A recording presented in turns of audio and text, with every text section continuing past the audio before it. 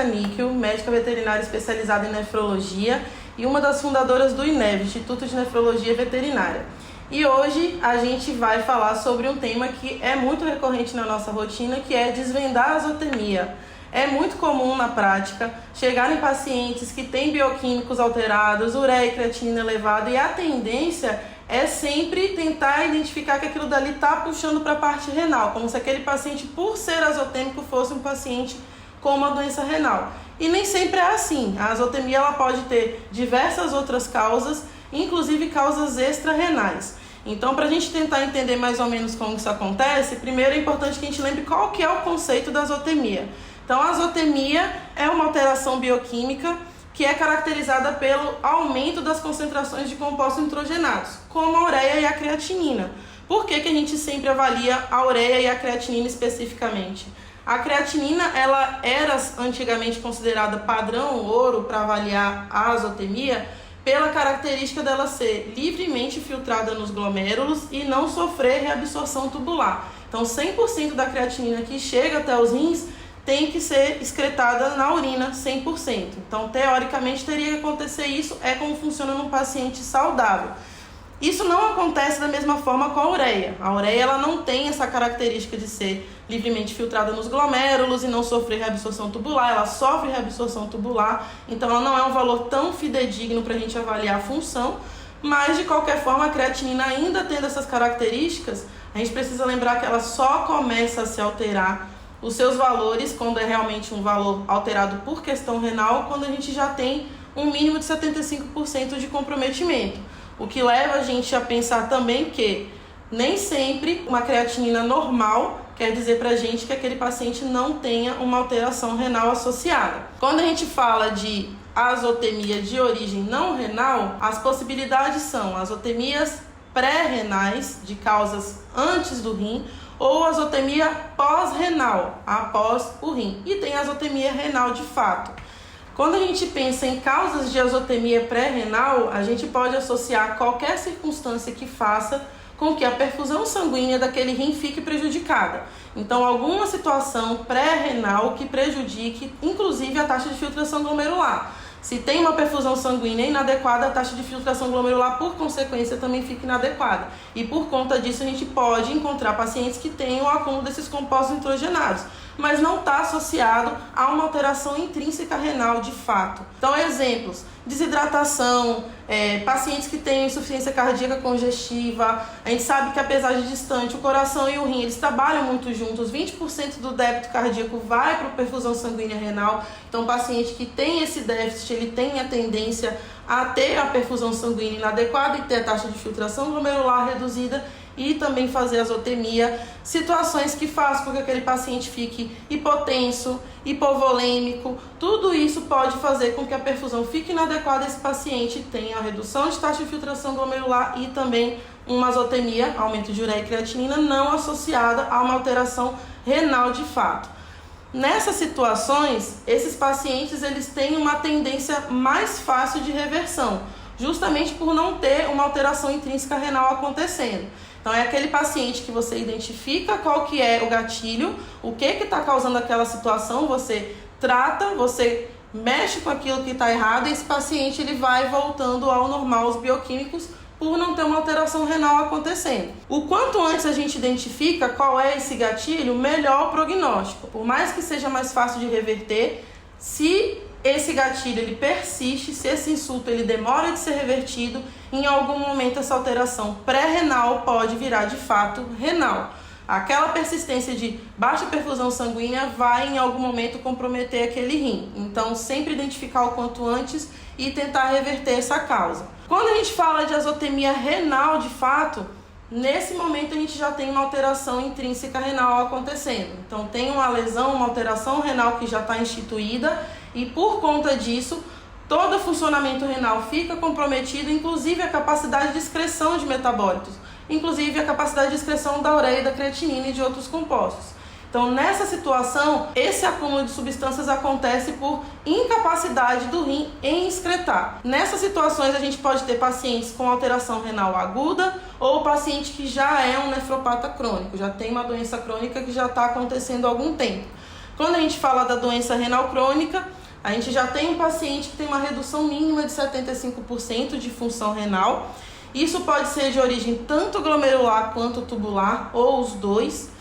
E nesses pacientes a gente pode encontrar alguns sinais que também podem apresentar nos pacientes que têm azotemia pré-renal, como por exemplo redução da produção de urina. Esse paciente ele pode se apresentar oligúrico ou ele também pode se apresentar anúrico. Paciente que está com uma alteração renal em crise. O paciente que tem uma azotemia pré-renal ele também pode apresentar oligúria ou anúria, apesar de não ter uma alteração renal intrínseca acontecendo. Todas as situações de azotemia não associadas ao rim, inclusive a pós-renal, se persistirem, se não forem corrigidas, elas podem virar renal de fato. Quando a gente fala de azotemia pós-renal, a gente tem que pensar em circunstâncias que façam com que o fluxo urinário fique comprometido. Situações que obstruam a passagem da urina, ou situações que tenham rupturas de vias urinárias com redução total ou parcial da eliminação da urina. Nessas situações, a reversão ela tem a tendência também de ser mais fácil, assim como a azotemia pré-renal, porque até então não existe uma alteração renal acontecendo. Mas da mesma forma que a pré-renal, se esse insulto ele persiste, se o diagnóstico ele não acontece de forma rápida e a tentativa de reversão também não acontece de forma rápida, esse paciente que até então tem uma azotemia de origem pós-renal pode começar a ter uma alteração renal de fato. Também nessas situações, tanto a pré-renal quanto a renal e a pós-renal, os sinais clínicos eles são muito parecidos. Então pode acontecer de ter uma dificuldade inicialmente de tentar identificar de onde que está vindo aquele insulto. Paciente azotêmico ele pode se apresentar com náuseas, com diarreia, falta de apetite, mas é juntar sinais clínicos, histórico, anamnese, informações que o tutor traga com informações de exame físico e o que você vai encontrar de exames laboratoriais. Um paciente, por exemplo, que já tem uma alteração renal crônica prévia, é um paciente que já tem um histórico de perda de peso, o pelo pode aparecer mais opaco do que um paciente que tem uma alteração aguda. Esse paciente a gente faz um exame de urina, por ser um paciente renal crônico, a gente já espera que a densidade venha isostenúrica, a densidade ela já é mais baixa, então esse tutor ele pode já trazer pra gente um histórico de poliúria, de polidipsia. Geralmente eles chegam dizendo que a urina ela é mais clara do que o normal, que o volume da urina é maior, então a gente consegue ir diferenciando por algumas informações que a gente vai coletando já na anamnese. O paciente que tem uma alteração pré-renal, se até então não tem uma alteração renal de fato acontecendo, conforme a gente pensa, por exemplo, num paciente desidratado, é aquele paciente que você identifica a causa da desidratação, você interna esse paciente, estabiliza, corrige a desidratação e só de corrigir a desidratação, se ele se apresentou ligúrico, por exemplo, a produção urinária ela começa a voltar ao normal. E é um paciente que quando você acompanha aqueles bioquímicos, uma ureia e uma creatinina que até então estavam aumentadas, elas podem já começar a reduzir de uma forma mais rápida. Então, apesar dos sinais eles se confundirem, eles serem muito similares, a gente tem como identificar e direcionar nossas suspeitas de acordo com essas informações.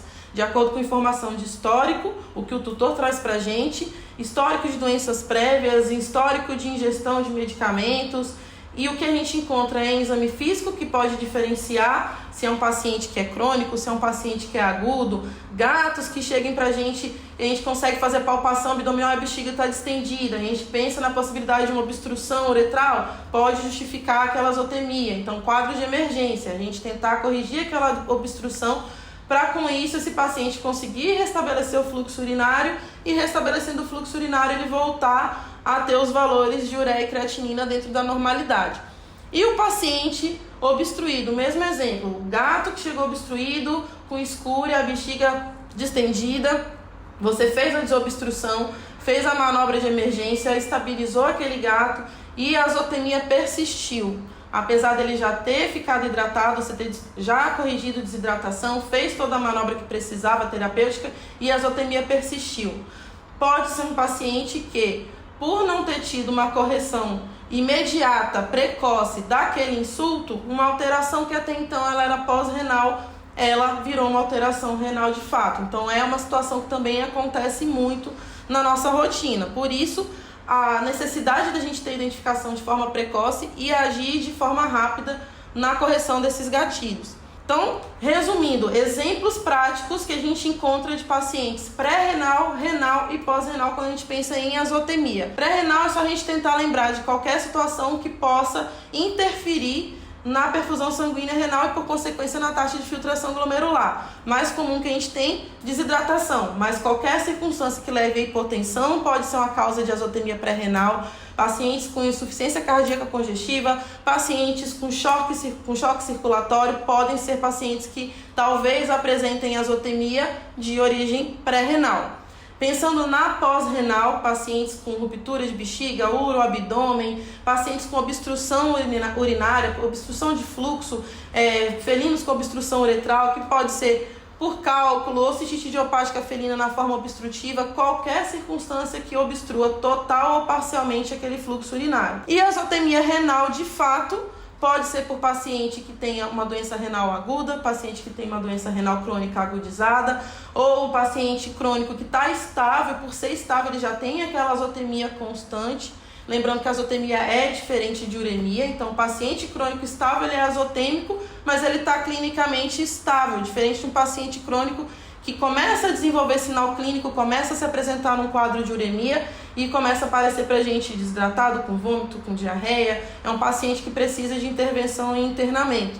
E algumas doenças infecciosas que também podem fazer com que aquele paciente desenvolva uma alteração renal de fato. A gente tentando colocar de forma prática como que isso funciona, sabendo das possibilidades de uma azotemia pré-renal, uma renal de fato e uma pós-renal, eu separei 2 casos clínicos aqui de pacientes meus que foram situações típicas da nossa rotina e que não necessariamente trazem pra gente uma situação de um paciente nefropata de fato. Então, o primeiro caso foi de uma paciente que eu já acompanho. A gente vai ver mais pra frente sobre o estadiamento do paciente nefropata, mas essa paciente é uma paciente que ela é um grau 1 de doença renal, um estágio 1. É uma felina que ela tem somente alteração de ultrassom. A alteração renal é em imagem. Ela não tem alteração de bioquímica, ela não tem alteração de urinálise, tem a densidade dela normal, não é isostenúrica. Então é só uma paciente que faz acompanhamento justamente pelo tutor ter consciência de que ela é predisposta a ter desenvolvimento dessa doença renal. Então ele só faz check-up e eventualmente para saber se está acontecendo essa evolução ou não. Então a última vez que eu a vi, a penúltima vez, ela tinha uma creatinina de 1,2 e uma ureia de 40. Tinha estabilizado até então nessa faixa. Ficou de voltar depois de 4, 5 meses para fazer o check-up dela.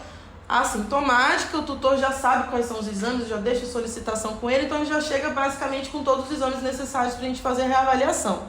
E quando ele trouxe, ele veio desesperado. Ele veio super preocupado, quase que chorando dentro do consultório. Minha gata piorou, os exames pioraram. E ele já sabe os termos técnicos. Os tutores que acompanham há bastante tempo com a gente, eles já sabem dizer as palavras que a gente usa. Eles já sabem identificar, interpretar exame. Então esse tutor já chegou dizendo, a azotemia dela piorou. Ela não tinha antes e agora ela está com azotemia muito pior. Eu estou preocupada, a doença renal dela progrediu. Eles já sabem que a doença progride, eles já sabem que tem essa possibilidade. Então ele chegou super preocupado, praticamente chorando no consultório, porque uma gata que até então tinha uma creatinina normal, agora ela tinha uma creatinina de 2,1 e uma ureia de 62. E minha gata piorou, e agora o que eu faço? Mas calma, como é que ela tá clinicamente? Não, clinicamente ela tá ótima. Ela não tem vômito, ela não tem diarreia, ela come, ela tá ativa, não teve perda de peso, não teve nada. Mas ela tava azotêmica, que até então a gente não tinha isso no histórico dela. Os outros exames, ultrassom, da mesma forma, não tinha tido progressão de imagem, mas a urinálise dela, eu até coloquei aqui para eu não esquecer. A urinálise dela estava com uma densidade de 1,070.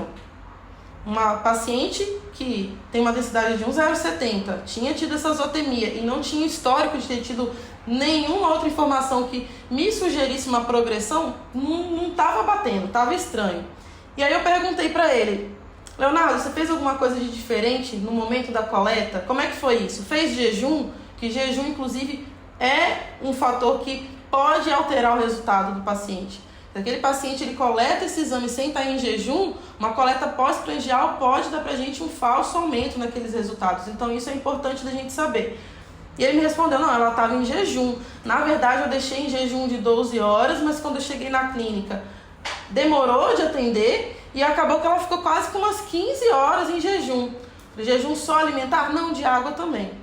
Ela ficou 15 horas sem beber água, ela ficou 15 horas sem beber água. Então essa paciente, ela estava desidratada, possivelmente isso que fez com que essa densidade ficasse mais alta, porque ela nunca teve isostenúria, possivelmente isso influenciou também nos resultados de ureia e de creatinina dela. Então o que a gente fez? A gente agendou um novo momento para ele fazer essa coleta sem fazer o jejum hídrico, não precisa fazer jejum hídrico para fazer esses exames, a gente só pede o jejum alimentar. Ele fez essa coleta e quando ele voltou para mim, esses bioquímicos já estavam normais, na mesma faixa que ela tinha anteriormente. Então, a paciente que já tinha o diagnóstico de doença renal, apesar de ser um grau 1, mas já tinha o diagnóstico de ter uma alteração renal presente, tinha tudo para ter uma azotemia que realmente fosse de origem renal, mas não era. Ela veio para o check-up e ela continuou uma paciente grau 1. Então, um exemplo de uma azotemia pré-renal em um paciente que já tinha uma alteração renal. A gente podia confundir tudo, achar que essa paciente teve progressão da doença, assim como o tutor achou quando ele chegou, que deixou ele super preocupado, mas ela não teve, né? Então não precisa desse jejum hídrico. Então esse foi um dos casos que eu acho que é importante trazer, porque isso acontece, se a gente não conversa, se a gente não pergunta, se a gente não entende como é que foi aquele momento da coleta, talvez alguma informação que pra gente que está ali interpretando o exame, uma informação que seja importante, passe e a gente não sabe. Então talvez eu ficasse me batendo, tentando entender por que ela começou a fazer azotemia. Eu já atendo ela tem mais de um ano, nunca aconteceu isso, por que agora ela está azotêmica? Com essa densidade alta não bate, alguma coisa está errada. Então foi a questão do jejum hídrico, que não tinha necessidade, muito menos de 15 horas. Para um gato, então a gente fica muito preocupado com isso. Então é uma situação de uma azotemia pré-renal. O segundo caso que eu trouxe é de um pacientinho que é um Yorkshire idoso. Esse paciente eu atendo não tem muito tempo, na verdade a primeira vez que eu atendi foi em fevereiro desse ano, mas ano passado, acompanhado por um outro colega veterinário, ele já tinha tido um diagnóstico de uma alteração renal até então no estágio 1, ele tinha alteração renal em ultrassom, ele é um paciente que é cardiopata acompanhado, mas ele até então não era azotêmico. Então até então o que tinha sido orientado era que ele fosse só realmente acompanhado. O que aconteceu de diferente com esse paciente, que foi o que trouxe até a mim, foi o seguinte: ele nunca tinha tido azotemia, mas os exames anteriores ao dia do atendimento constataram que tinha acontecido aumento de ureia e creatinina. Então esse paciente até então estava estável, clinicamente bem, não tinha tido nenhuma alteração clínica, mas ele começou a apresentar azotemia. Coleta em jejum, sem alteração pós-prandial, influenciando. E ele, até então, um paciente que tinha 1 de creatinina, tinha uma creatinina de 2,4. O que aconteceu de diferente de lá para cá? Isso eu puxando no histórico com a tutora. Alguma coisa mudou? Aconteceu de ter vômito esporádico? Aconteceu de ter perda de peso? Não, nada de vômito esporádico, nada de perda de peso. Ah, doutor, o que aconteceu de diferente foi que o cardiologista dele introduziu uma nova medicação que ele não usava. Ele começou a usar benazepil, ele começou a usar furosemida. Será que isso pode influenciar? A gente sabe que pode acontecer, principalmente o paciente que está fazendo uso de furosemida, de inicialmente com o uso daquele inibidor de ECA, isso pode acarretar uma azotemia que não necessariamente esteja ligada à progressão de doença renal. Então pode sim ter tido influência do início do uso da medicação, que foi logo bem próximo do início. Então esse paciente, a gente em contato direto naquela junção de médicos que ele tem, porque além disso tudo tem outras suspeitas, que ele é acompanhado por outros médicos, enfim. A gente chegou a um consenso de tentar entrar com uma dose mais baixa de furosemida. Esse paciente que até então não fazia fluidoterapia subcutânea começou a fazer hidratação, para depois a gente monitorar e ver para quanto que foi essa ureia e essa create. E aí numa dose mais baixa, com a hidratação, esse paciente teve a normalização das taxas. Depois o cardio achou por bem, achou melhor mantê-lo sem a furosemida, esse paciente não fez mais uso e ele começou a ter regressão daquele valor. Então possivelmente um paciente que sim, também era nefropata, mas era um grau 1, mas que teve uma alteração associada a uma questão pré-renal influenciando naquela azotemia. Então não necessariamente um paciente nefropata crônico de fato, que você já sabe que você já tem aquele diagnóstico, vai chegar para você com uma azotemia que tenha sido por progressão renal de fato. Então esse paciente e a outra gatinha que eu trouxe são exemplos disso.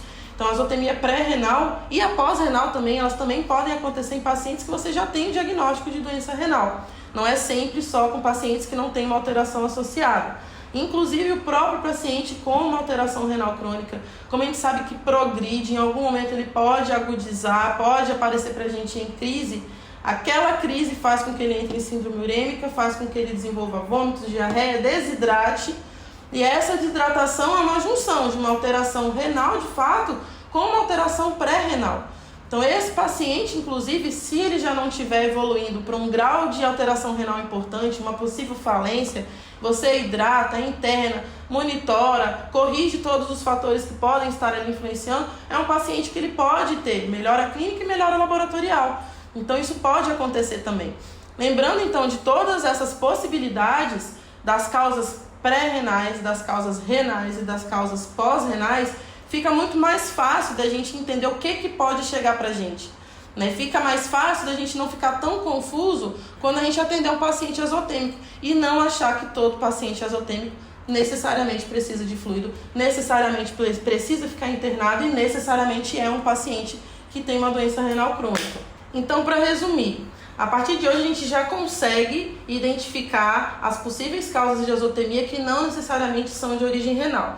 Então, nem sempre aquele paciente que chega para você com aumento de ureia e creatinina vai ter uma alteração renal de fato. A gente viu as causas pré-renais, a gente viu as causas pós-renais, a gente viu então que não necessariamente o envolvimento é renal de fato, e sabendo identificar isso fica muito mais fácil da gente entender qual é o gatilho, da gente corrigir, lembrar que sendo pré ou pós-renal, se acontece uma demora na correção desse insulto, esse paciente vai virar renal de fato. Cuidar de rim é sempre cuidar de um órgão que é muito sensível, então perder tempo significa acontecer uma piora no prognóstico daquele paciente e a gente realmente tem que agir rápido. Se a gente lembra dessas possibilidades, a gente consegue dar o melhor que a gente conseguir para cada paciente. Eu e a Lorena, a gente sempre vai tentar trazer para vocês o máximo de conteúdo possível. Espero que vocês gostem e sempre compartilhem com a gente o feedback de vocês, o que vocês querem ver por aqui. A gente tenta trazer a nefrologia de uma forma mais simples, não é esse bicho-papão todo que todo mundo fala. É muito lindo, na verdade, a gente gosta muito, então a gente gosta de falar disso, então a gente vai se empolgar para falar disso. Mas a gente precisa da participação de vocês. Então mandem mensagem, escrevam pra gente, mandem sinal de fumaça, mas falem alguma coisa pra gente saber o que vocês querem ver por aqui, qual que é a dificuldade de vocês, porque nefro não é difícil assim igual todo mundo acha.